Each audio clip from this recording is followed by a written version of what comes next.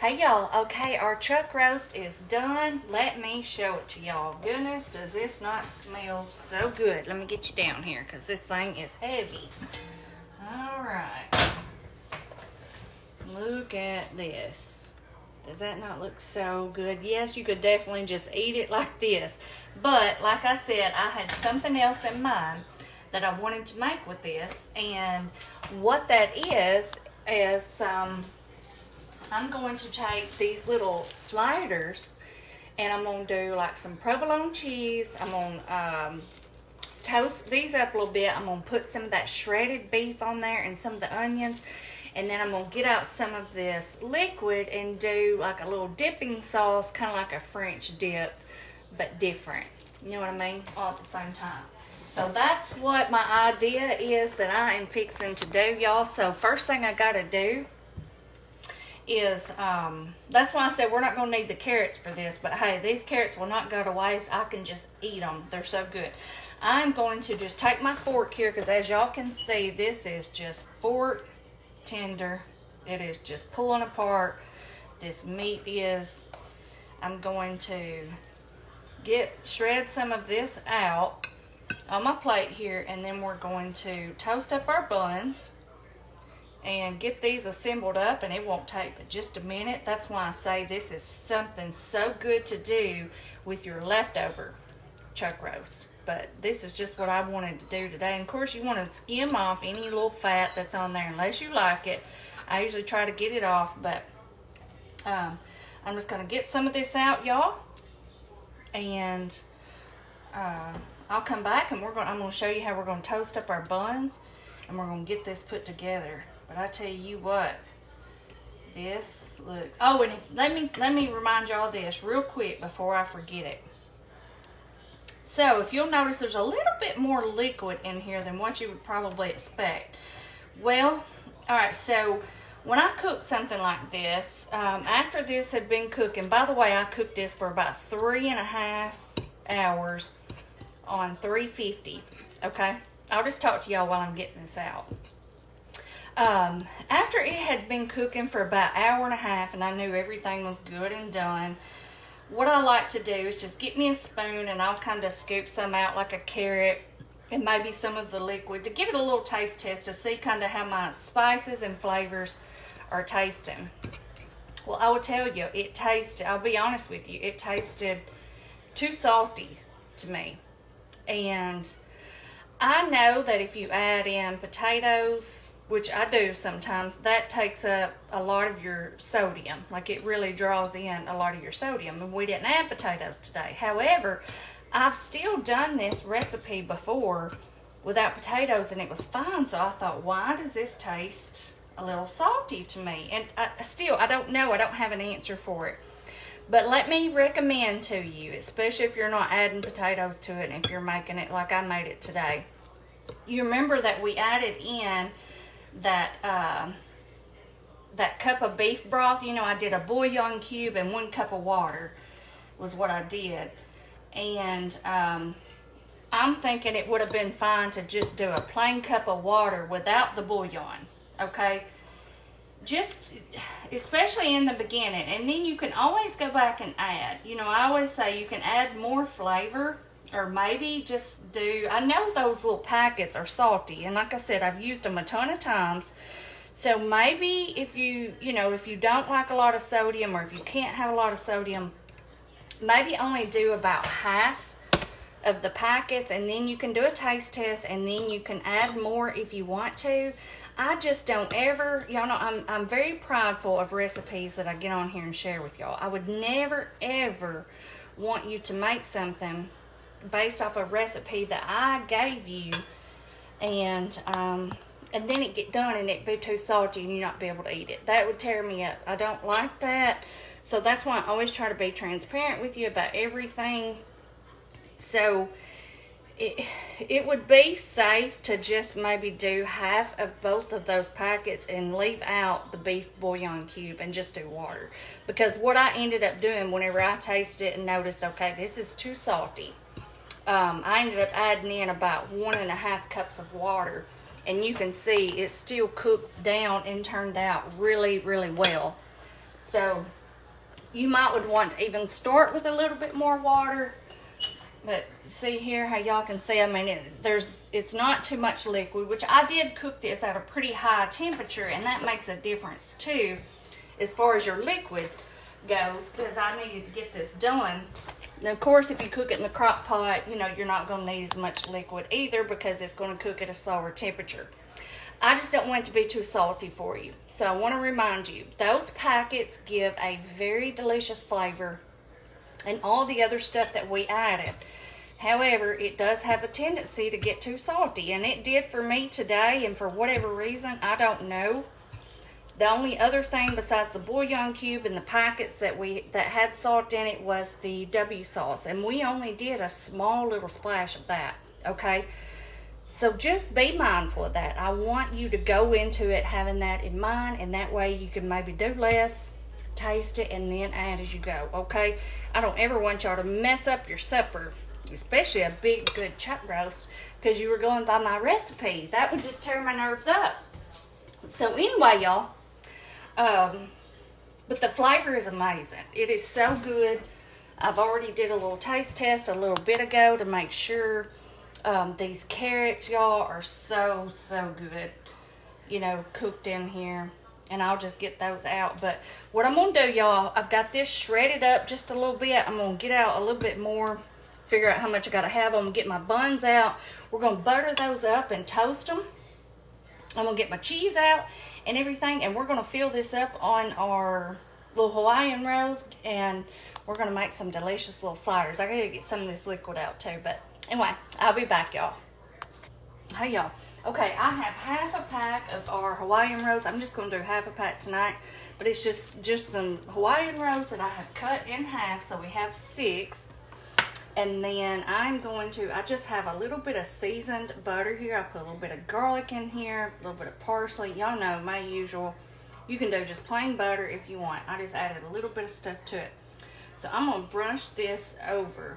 And the reason why I like to toast this side here, that's because it gives us a little bit more time and a little bit more protection as far as the meat making the bread so soggy. You know what I mean? Like, you get a good toast on it and it will kind of help it for a little bit. And we're going to put cheese down too, and that will also help it. I don't want to use all this because I'm going to brush a little bit on top. But that's how I want to do it, just like that. As you can see, it's just good and buttered. And I'm just going to, this is the, you know, I cut them open. That's the face side open. I have my oven on broil. I'm going to pop these in there and just toast them up till they're good and brown. And then I'll come back and we will assemble them. Okay, y'all, here are our buns. I just cooked them on broil for a few minutes until they got good and toasted. Now I have some provolone cheese. Now, you can use whatever kind of cheese you want. I just really like the white cheese for stuff like this. But you use whatever your favorite kind is. If you want to use another kind, that is perfectly fine. So that's 3 slices. Oh, shoot, I put that on the wrong side. That's the top. Let me put it right here. Hang on a minute. Okay, so that's 3 slices and they're pretty overlapped. So now what I'm going to do is just take our meat, let me set this down right here, and just place it over the top. Now, of course, this has a little bit of that juice in it, but you don't want it to be just dripping, because you won't be able to pick up a sandwich if it is. So try to keep the liquid as minimal as possible, and then you've got your toasted bun and your cheese on the bottom, which is going to help a lot. But still, you can see here I don't have a ton of liquid just dripping out of this. That's why we serve it with the sauce on the side. Okay, I got that. And then I'm going to do a little bit more cheese, mainly because I like for the buns to be able to stick together really good. So that's really my purpose for doing the cheese on the other side. Now for this cheese it's a sharp white cheddar.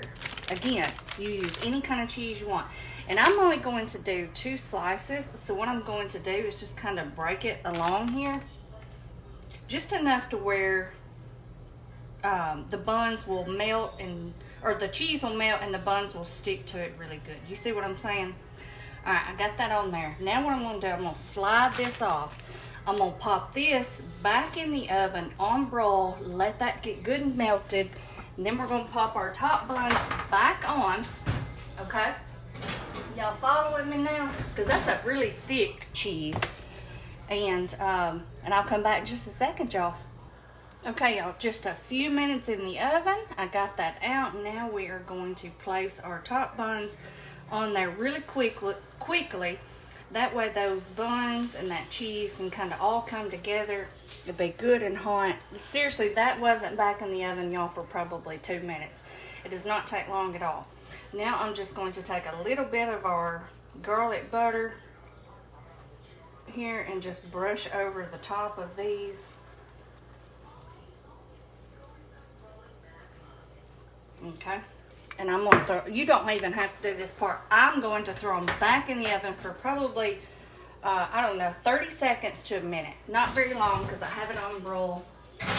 It's really hot. I don't want the top of those buns to get hard, but just to get good and hot and everything good and melty. So just a few seconds and I'll be right back.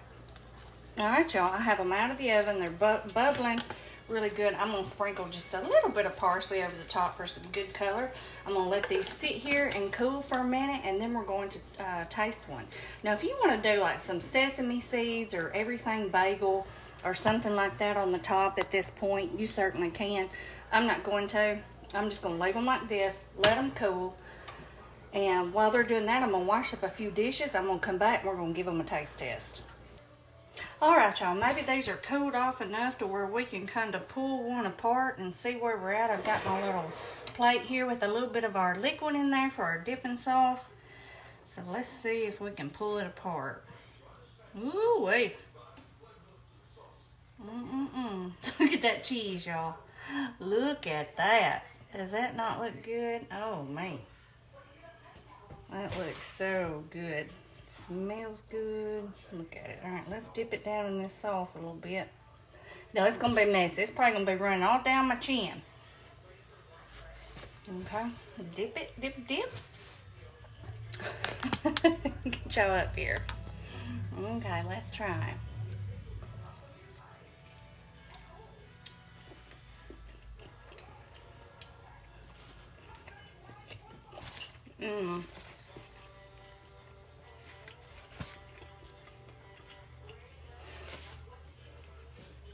That is so good. That garlic butter really makes it, because I can taste that, and with the bread being a little bit toasted, you know, it has that little crunch to it, and then that melted cheese. Oh my goodness.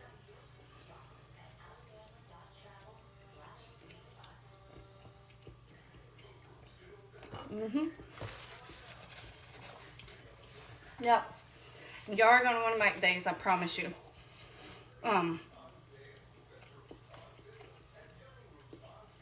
I said, you can do this with leftover roast, or you can just make a roast to make it. That's kind of what I did tonight because I wanted to make these. I know Jay will absolutely love these, and he will. So you could do like the whole 12-pack if you need to make this for like a family or on game day. It's just that perfect time of year to make little dishes like this, little snack dishes. And I'm telling you what, these are perfect. They're a little crunchy, they're toasted. I love them. Y'all will love them too. Y'all take my word for it. Anyway, that's it. So easy. Just cook your chuck roast, get you some Hawaiian rolls, and then, like I said, toast them up a little bit. And you don't even have to cook them that long in the oven like you do your original sliders. Because for these, I like for the bun to be a softer texture instead of like the hard bun, except for that little bit of toasting that we did on it. Anyway, you can cook them however you want. I like my bun to be a little toasted on the inside and soft on the outside. But you can do it however you want. Anyway, y'all will definitely want to try these. They are so good. All right, I will see y'all next time. Bye-bye.